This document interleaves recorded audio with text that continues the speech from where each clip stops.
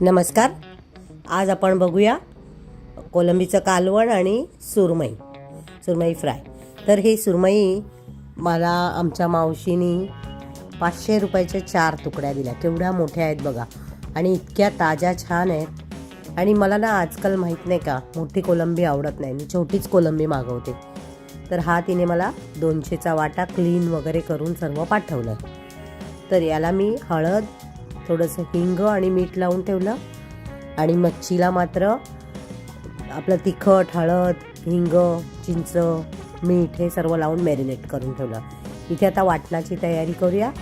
तर इथे ओलं खोबरं, कांदा, अर्धा कांदा घेतला आहे, कोथिंबीर, मिरच्या, लसूण आणि याच्यात मीठ, हळद, थोडं तिखट हे सर्व एकत्र करून चिंचेचं पाणी थोडंसं घालून वाटून घ्यायचं आहे. छान बारीक अशी पेस्ट करून घ्यायची.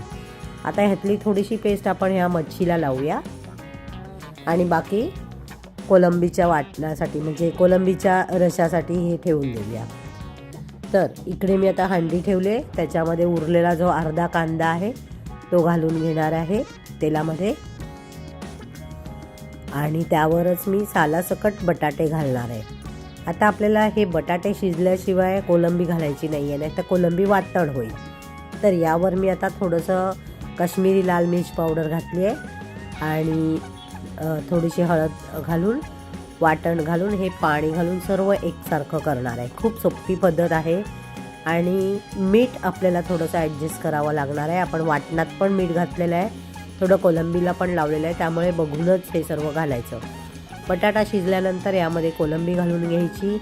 उकळी आली की मस्त भरपूर कोथिंबीर घालायची. आपलं कोलंबीचं कालवण तयार आहे. इथे आता मी तेलावर लसूण घातला आहे ठेचून आणि त्यावर ह्या तुकड्या घालून घेणार आहे. जेव्हा मोठ्या तुकड्या असतात तेव्हा आवर्जून आपण 2 कालठ्यांचा वापर करायचा, हे मी नेहमी सांगते, नाहीतर तुकड्या तुटतात.